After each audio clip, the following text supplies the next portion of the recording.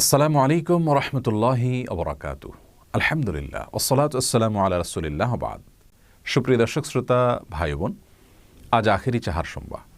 আখেরি চাহার সোমবার এটি ফার্সি শব্দ, যার অর্থ হলো শেষ বুধবার। আখেরি মানে শেষ, আর চাহার সোমবার মানে বুধবার। আখেরি চাহার সোমবার বা শেষ বুধবার বলতে বোঝানো হয় হিজরি বর্ষের সফর মাসের শেষ বুধবারকে। এই দিনটির বিশেষ কোনো তাৎপর্য আছে কিনা এবং এই দিন উপলক্ষে বিশেষ কোনো করণীয় বর্জনীয় আছে কিনা, আজ আমরা সেই বিষয়টি জানার চেষ্টা করব ইনশাআল্লাহ তাআলা। প্রিয় দর্শক, আখেরি চাহার সোমবারকে আমাদের দেশের অনেকেই ইসলামী শরিয়া দৃষ্টিকোণ থেকে বিশেষ গুরুত্বপূর্ণ তাৎপর্যপূর্ণ দিন মনে করে থাকেন এবং এই দিন উপলক্ষে অনেকগুলো করণীয় বর্জনীয় কথা বলা হয়ে থাকে। এই দিন উপলক্ষে সরকারি ঐচ্ছিক ছুটি থাকে এবং বিভিন্ন গণমাধ্যম এই দিন উপলক্ষে বিশেষ রিপোর্ট প্রকাশ করে থাকে। মূলত আখেরি চাহার সোমবার বা সফর মাসের শেষ বুধবারকে যে কারণে তাৎপর্যপূর্ণ দিন মনে করেন অনেকে, সেটি হলো যে আমরা সকলে জানি এবং সর্বজন স্বীকৃত বিদিত যে আমাদের প্রিয় নবী সাল্লাল্লাহু আলাইহি সাল্লাম মৃত্যুবরণ করার আগে বেশ কিছুদিন থেকে অসুস্থ ছিলেন। আর সেই অসুস্থতা থেকে তিনি সফর মাসের শেষের দিকে এসে একদিন কিছুটা আরোগ্য লাভ করেছিলেন। এরপরে আবার তিনি অসুস্থ হয়ে যান, যার পর আর তিনি সুস্থতা লাভ করেননি। এরপর তিনি মৃত্যুবরণ করেছেন।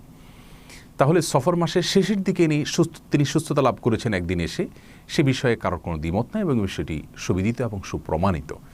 সেই দিন, যে দিনে তিনি সুস্থতা লাভ করেছিলেন, সেটি কোন দিন ছিল সে বিষয়ে অনেকে দাবি করে থাকেন সেটি বুধবার ছিল এবং সেজন্য এদিন উপলক্ষে আমাদের আনন্দ প্রকাশ করা উচিত, বিশেষ নামাজ পড়া উচিত, সদকা করা উচিত বা ভালো কাজ করা উচিত, যেমনটি সাহাবায়ে কেরাম করেছেন বলে তারা দাবি করে থাকেন।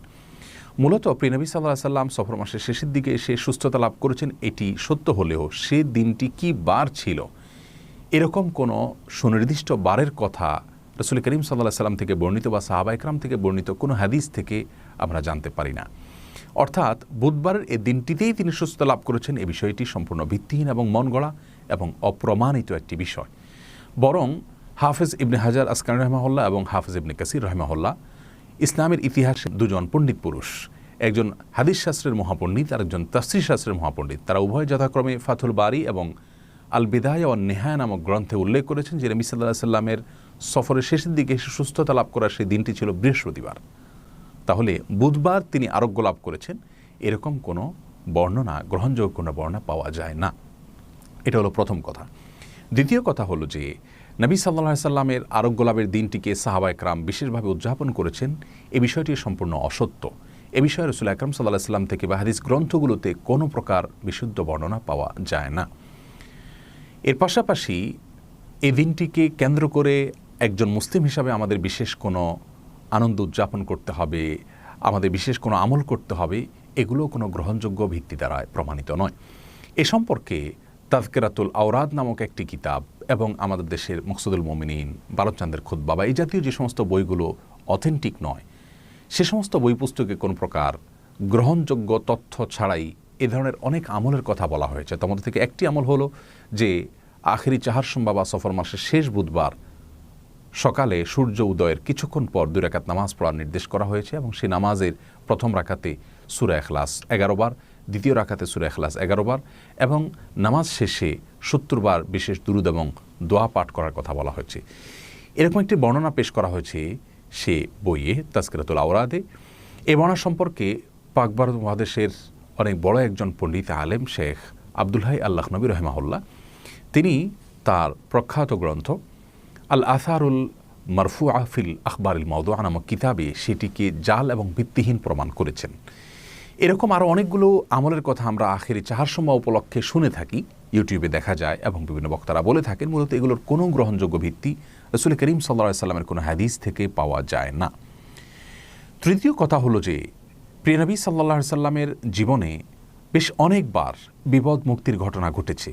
কাফেরদের কবল থেকে আল্লাহ রাব্বুল আলামিন তাকে মুক্তি দান করেছেন।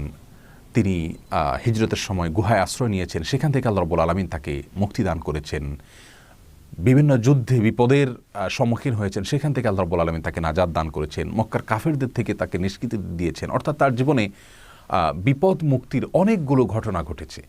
সেই ঘটনাগুলোকে স্মরণীয় করে রাখতে গিয়ে বা সেই ঘটনাগুলোকে বিশেষ দিবস হিসাবে ধার্য করে সেদিনকে পরবর্তী বছরগুলোকে তিনি অথবা তার কোনো সাহাবী অথবা কোনো তাবী পরবর্তীতে উদযাপন করেছেন, এরকম কোনো বর্ণনা কোরআন হাদিসের কোথাও পাওয়া যায় না।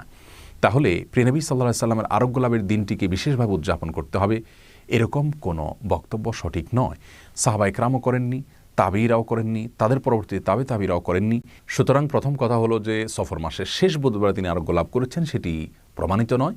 দ্বিতীয় কথা হলো যে সেদিনটি যদি প্রমাণিত হয়ও ধরেও নেওয়া হয়, সেদিন উপলক্ষে বিশেষ কোনো কর্মসূচি, বিশেষ কোনো আমলের কথা কোরআন হাদিসে আমাদেরকে বলা হয়নি। আর ইসলাম মানেই হলো কোরআন এবং হাদিসকে অনুসরণ করা, রাসূল করিম সাল্লাল্লাহু আলাইহি ওয়াসাল্লামকে অনুসরণ করা, সাহাবা ইকরাম এবং তাবেঈদেরকে অনুসরণ করা, মন গড়া কোনো কিছু করা, এটা ইসলাম নয়, বরং এটি বিদআত, যা পরিত্যাজ্য। আল্লাহ রাব্বুল আলামিন আমাদের সকলকে এই সব ধরনের বিদআত থেকে বেঁচে থাকার তৌফিক দান করুন। আসসালামু আলাইকুম ওয়া রাহমাতুল্লাহি ওয়া বারাকাতুহু।